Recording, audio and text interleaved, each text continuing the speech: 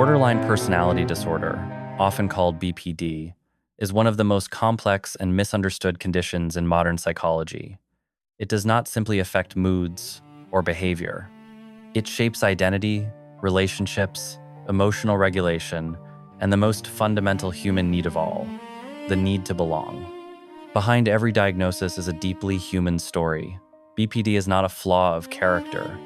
It is a disorder of attachment and selfhood, formed when a developing mind learns that love is uncertain and connection is unsafe.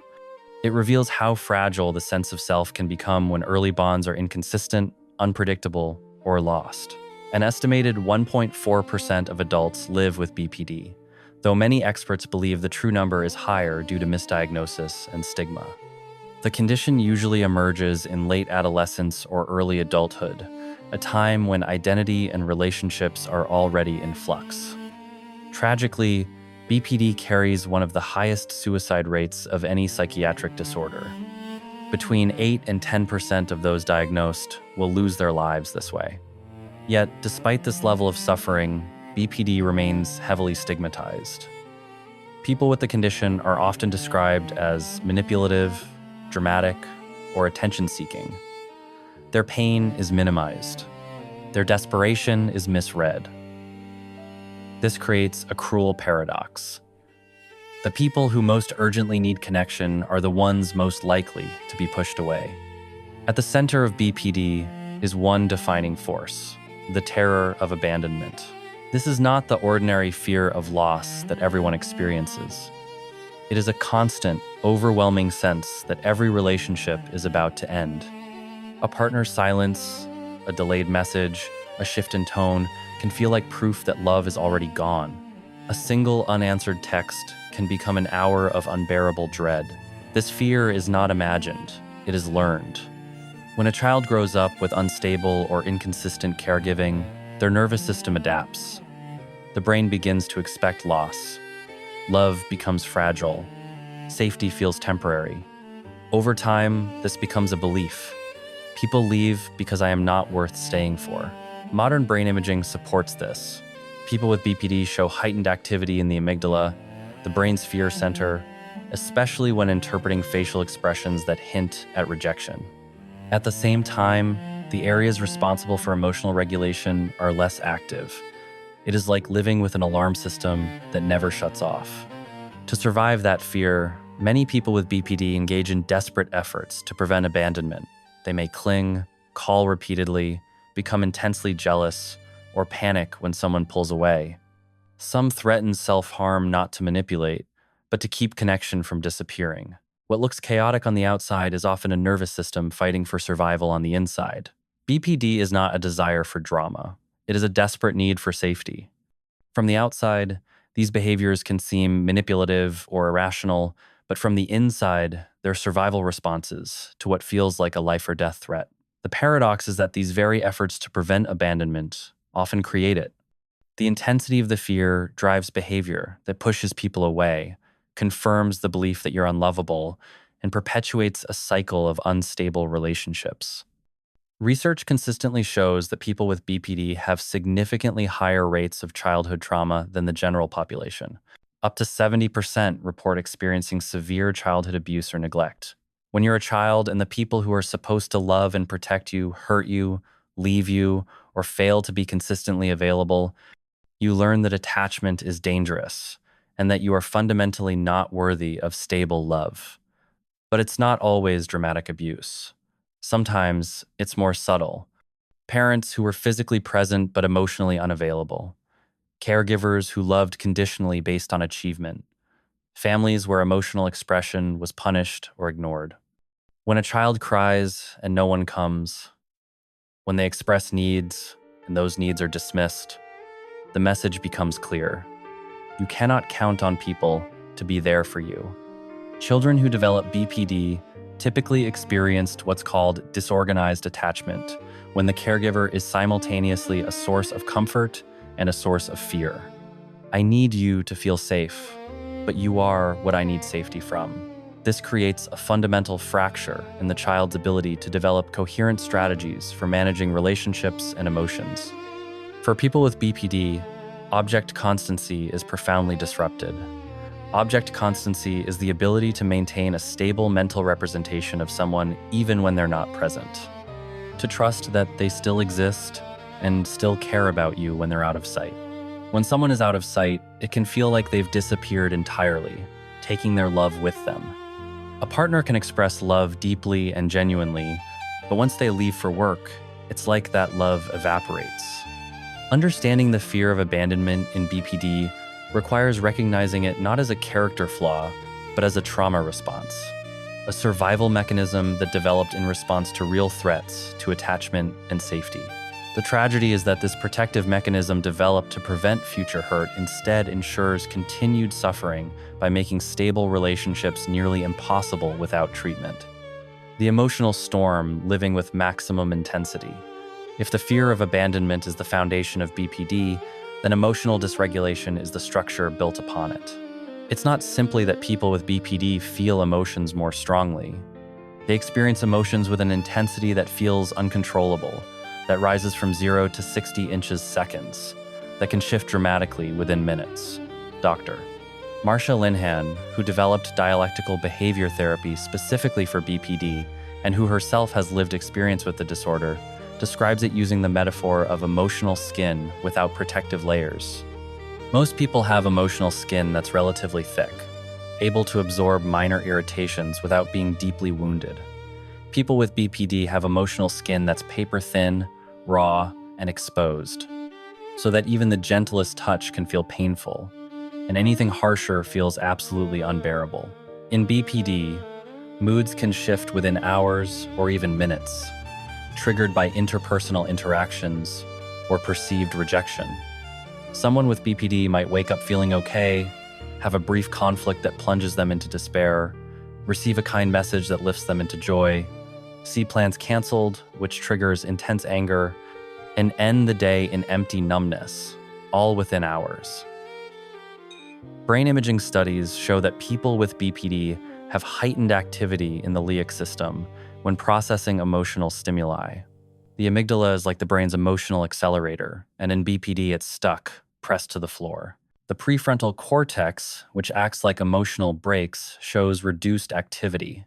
So you have emotions that accelerate rapidly with limited ability to slow them down.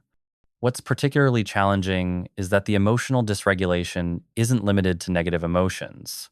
Falling in love doesn't feel like gentle affection. It feels like complete obsession, like this person is the only thing that matters in the entire universe. Happiness doesn't feel like contentment. It feels like manic euphoria that makes you want to spend all your money or make dramatic life changes. Even positive emotional intensity becomes exhausting and destabilizing. This emotional intensity connects directly to the impulsivity that characterizes BPD. When you're flooded with emotion at maximum intensity, the need to make that emotion stop becomes desperate and immediate. You'll do anything to change how you feel right now. This is where impulsive behaviors emerge, binge eating to numb emotional pain, spending sprees to create temporary happiness, substance abuse to dull overwhelming feelings, risky sexual behavior to feel wanted, self-harm to transform emotional pain into physical pain that feels more manageable. Self-harm in BPD deserves specific attention because it's so widely misunderstood. When observers see someone cutting or burning themselves, they often interpret it as attention-seeking. But research and first-person accounts reveal that self-harm serves specific emotional functions. For some, physical pain provides temporary distraction from emotional pain that feels unbearable. For others, seeing blood or feeling physical sensation helps them feel real when experiencing dissociation. For still others, self-harm is self-punishment, driven by intense shame. Many people with BPD describe self-harm as what keeps them from suicide, a release valve that makes unbearable feelings temporarily bearable. This doesn't make it healthy or safe, but it reframes the behavior from manipulation to survival strategy. Dr. Linehan's biosocial theory provides a framework for understanding how emotional dysregulation develops. She proposes that BPD emerges from the interaction between biological vulnerability to emotional sensitivity and an invalidating environment during development. Some children are born with more sensitive temperaments. When a highly sensitive child grows up in an environment that consistently invalidates their emotional experiences, telling them they're too sensitive, that their feelings don't make sense. They never learn that their emotions are valid or how to regulate them effectively. This creates a vicious cycle.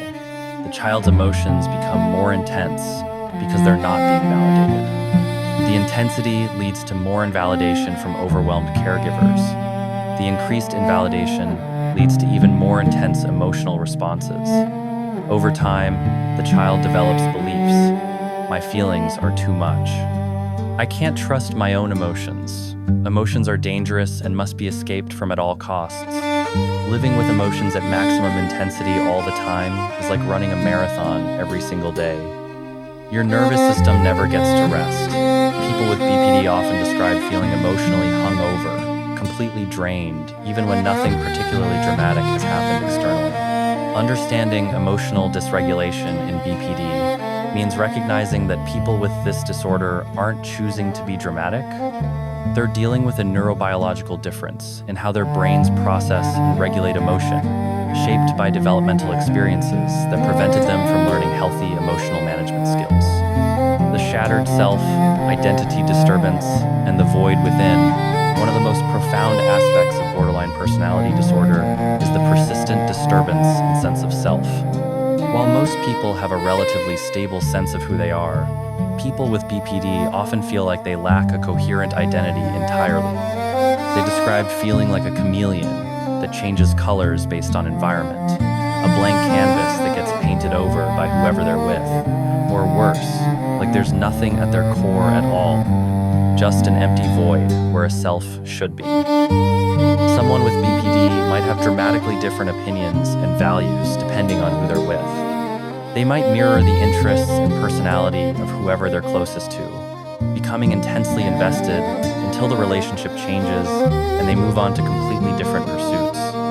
They struggle to answer simple questions like, "What kind of person are you?" because they genuinely don't have stable answers. The sense of self shifts constantly, leaving them feeling untethered and lost.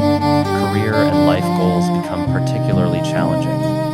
How do you choose a career path when you don't know who you are? Someone with BPD might change jobs frequently, not from laziness, but because each job quickly feels wrong, like it doesn't fit a self they can't define. People with BPD often become ensheded with partners, losing themselves entirely in the relationship.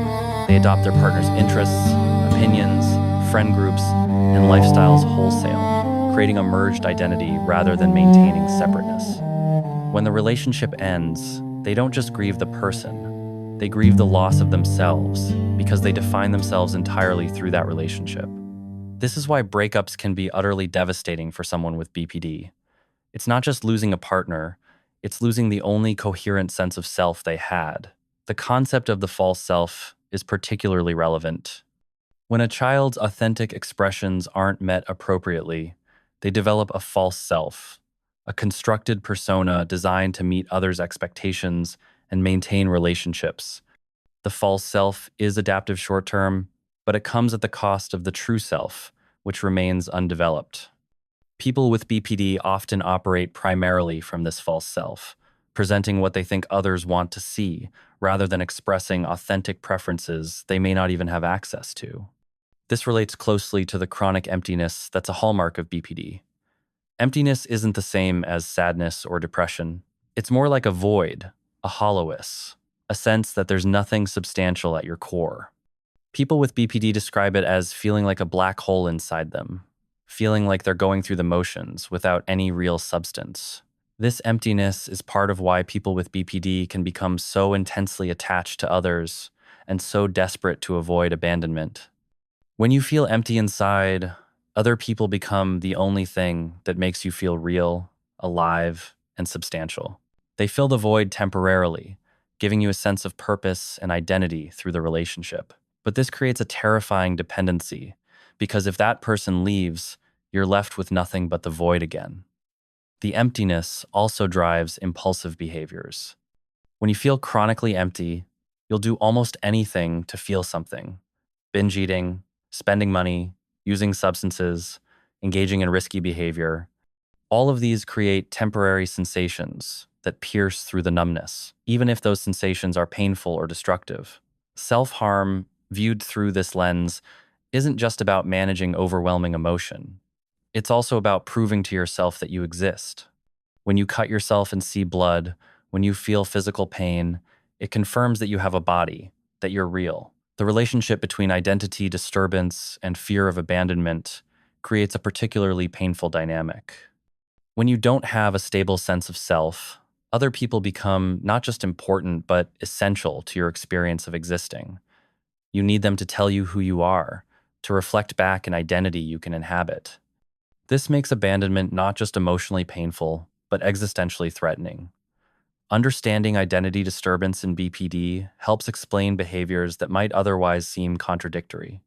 The person who completely changes their personality in a new relationship isn't being dishonest. They're genuinely experiencing a shift in identity. The person who clings desperately to relationships isn't just needy. They're trying to maintain their sense of existing. Black and white thinking. The phenomenon of splitting. Perhaps no feature of BPD is more confusing to observers or more destructive to relationships than splitting. Splitting is a defense mechanism where people, including oneself, are viewed in extremes, all good or all bad, perfect or worthless, loved or hated, with no middle ground. In relationships, splitting manifests in dramatic shifts. A partner or friend might be idealized one moment, seen as perfect, wonderful, the best person in the world. But then something happens, often something relatively minor like a canceled plan or perceived slight, and the person is suddenly devalued completely. They're now terrible, uncaring, the worst person imaginable. The love transforms into hatred, the admiration into contempt, and the person with BPD genuinely feels these extreme emotions with full intensity. This isn't just mood swings. It's a fundamental shift in how you perceive their entire being. When someone is idealized, the person with BPD literally cannot access memories of their flaws. When someone is devalued, they cannot access the positive qualities or loving moments. From a developmental perspective, splitting emerges from early attachment disruptions. Young children naturally engage in splitting, viewing caregivers as all good when needs are met and all bad when frustrated. But as children mature, they typically develop the ability to hold both positive and negative aspects of people simultaneously.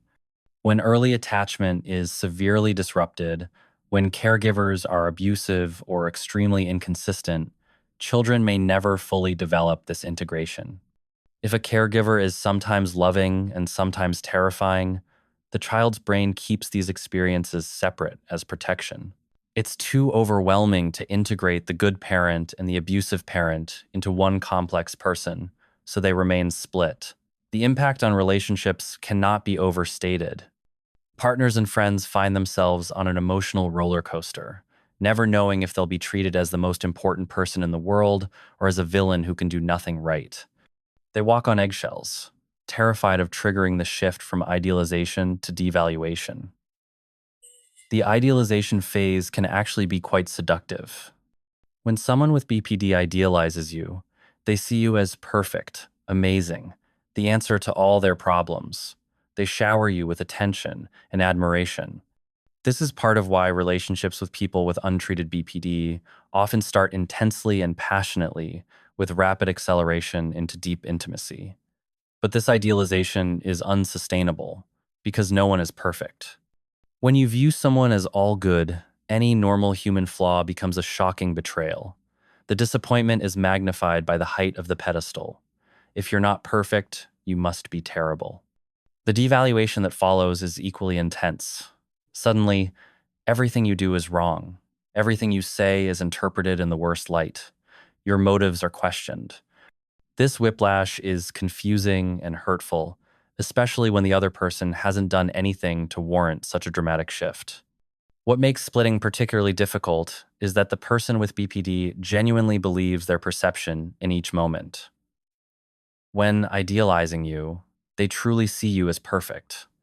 When devaluing you, they truly see you as terrible. They're not consciously manipulating, They're reporting their genuine experience. Often, devaluation serves as defense against abandonment. If you convince yourself that someone is terrible and unworthy of your love, losing them won't hurt as much.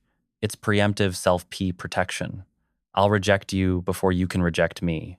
The problem is that this defense creates the very abandonment it's trying to protect against. Treatment for splitting involves developing the capacity for integrated thinking, learning to hold both positive and negative aspects of people. Simultaneously, a key skill is learning to pause between perception and action. When the urge to devalue someone arises, the person learns to notice that urge without immediately acting on it. Understanding splitting helps explain why people with BPD often have tumultuous relationship histories marked by intense connections that end badly. The cycle of idealization and devaluation creates instability that's unsustainable. The roots run deep where BPD comes from. To truly understand borderline personality disorder, we need to look beyond symptoms to the underlying neurobiology and developmental processes that create the condition. BPD isn't a choice or character flaw. It's a complex interaction between genetic vulnerabilities, brain development, and environmental factors. Twin and family studies show that BPD runs in families with heritability estimates ranging from 40 to 60%. If you have a first-degree relative with BPD, you're about 5 times more likely to develop it. But genetics aren't destiny. Genetics load the gun, but environment pulls the trigger. What's likely inherited isn't BPD itself, but temperamental vulnerabilities, heightened emotional sensitivity, stronger emotional reactions, slower return to baseline after emotional arousal. Some people are born with more reactive nervous systems. This temperamental sensitivity isn't pathological by itself, but when a sensitive child grows up in an invalidating or traumatic environment, the stage is set for BPD to develop. Neuroiming studies have found structural and functional differences in several key brain regions. The amygdala shows increased activation in response to emotional stimuli. The hippocampus, crucial for memory processing, is often smaller in people with BPD, particularly those with trauma histories.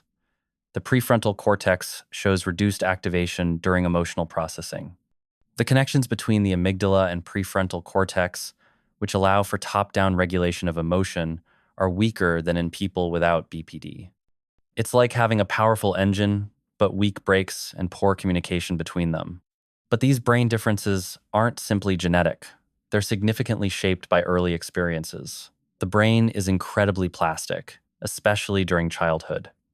When a child grows up experiencing chronic stress, trauma, or severe emotional invalidation, their developing brain adapts to that environment in ways that can become maladaptive in different contexts. Studies consistently show that 70 to 80% of people with BPD have histories of significant childhood trauma, including sexual abuse, physical abuse, severe neglect, witnessing domestic violence, or losing caregivers. Trauma, especially chronic interpersonal trauma in childhood, fundamentally alters brain development and creates lasting changes in how the person processes emotions, relationships, and threats. But trauma alone doesn't cause BPD. The biosocial model proposes that BPD emerges from the interaction between biological vulnerability and an invalidating environment. An invalidating environment is one where the child's emotional experiences are consistently dismissed, minimized, punished, or ignored.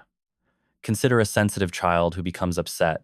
In a validating environment, the caregiver might say, "I can see you're really upset.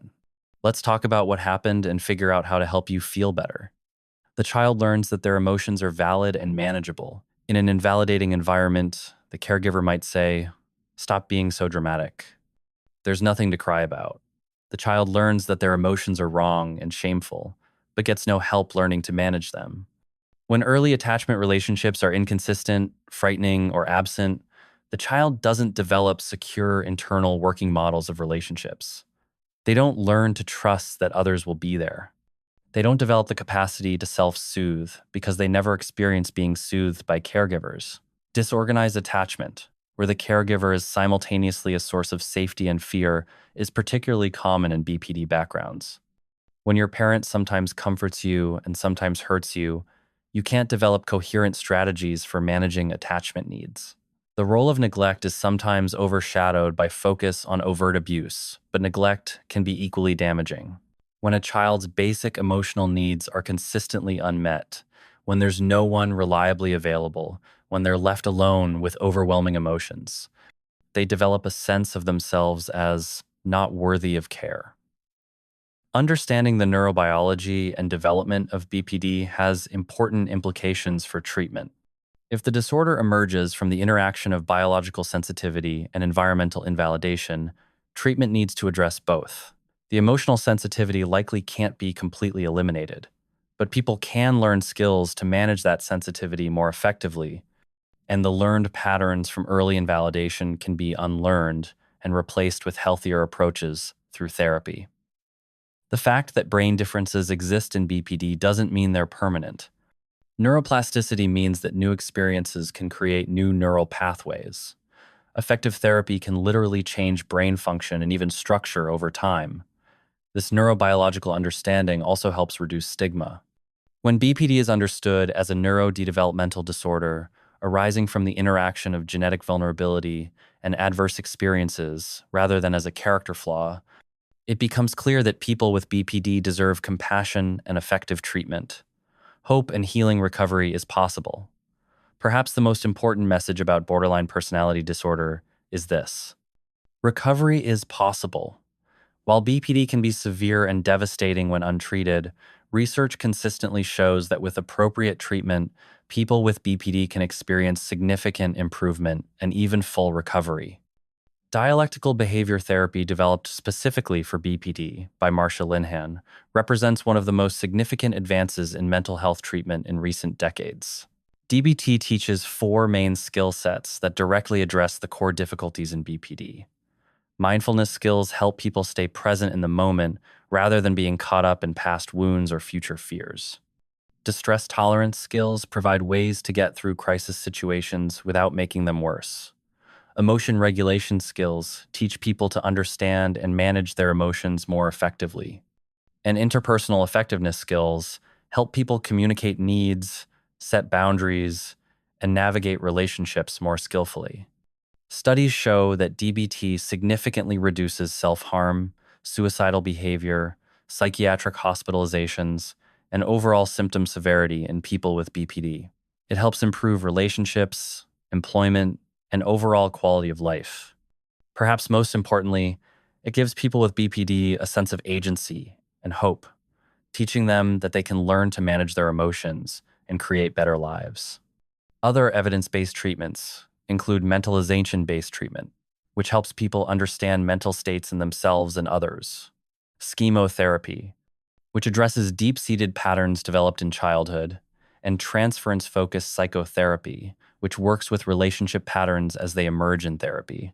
The importance of the therapeutic relationship in treating BPD cannot be overstated. For many people with BPD, the relationship with their therapist is the first consistent, boundaried, non-abandoning relationship they've experienced. The therapist provides validation for their emotional experiences while also maintaining boundaries. They demonstrate that someone can see all of you, including your struggles, and not abandon you.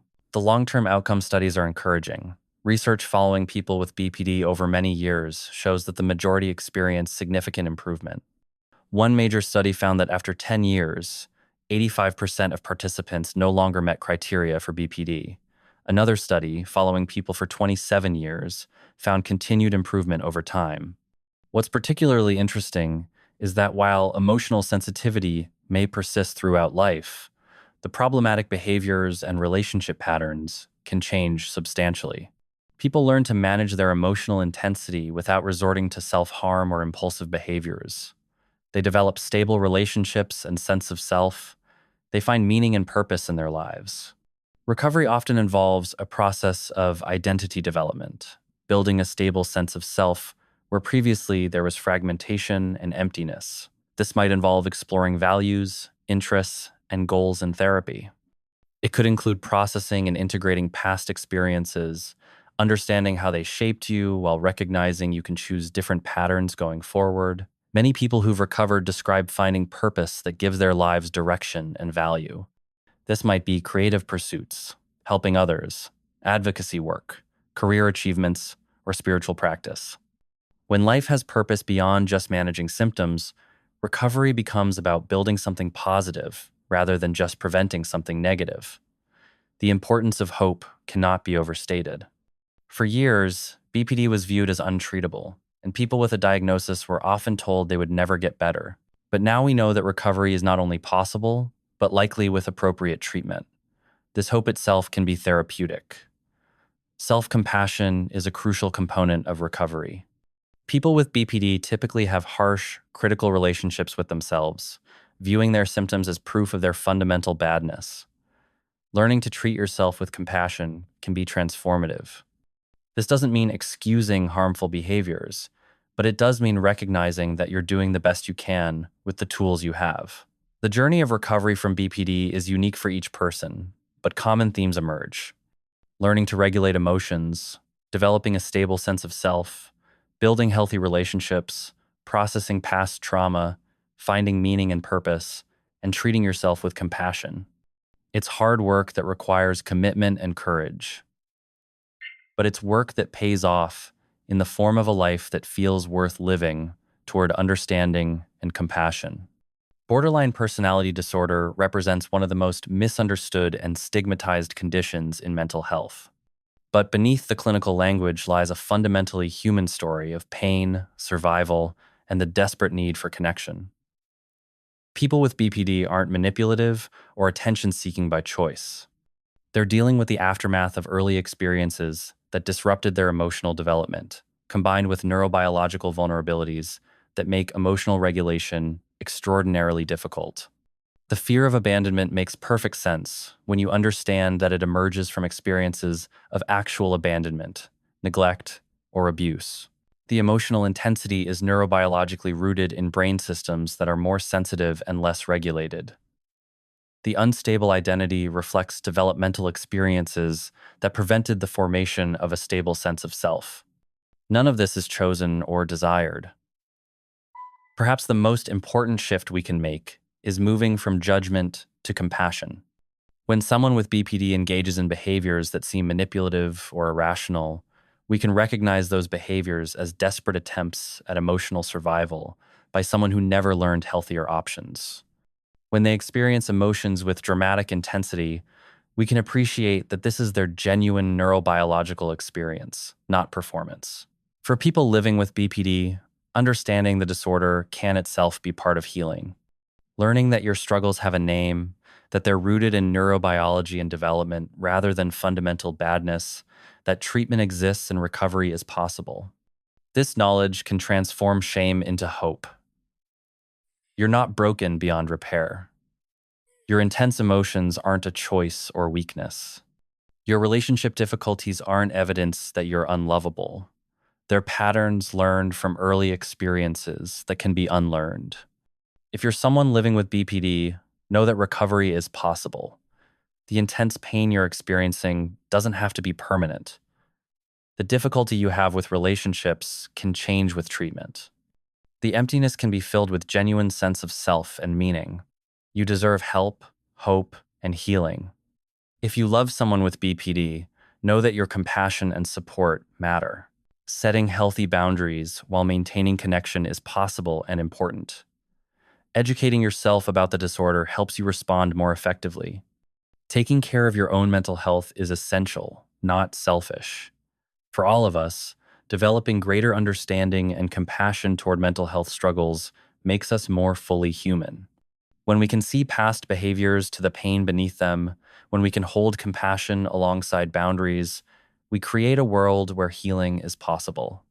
Borderline personality disorder is a condition of extremes, extreme emotions, extreme relationship patterns, extreme inner pain. But with understanding, compassion, and effective treatment, people with BPD can find their way to a life that isn't defined by those extremes. A life with stable relationships, manageable emotions, coherent identity, and genuine hope for the future.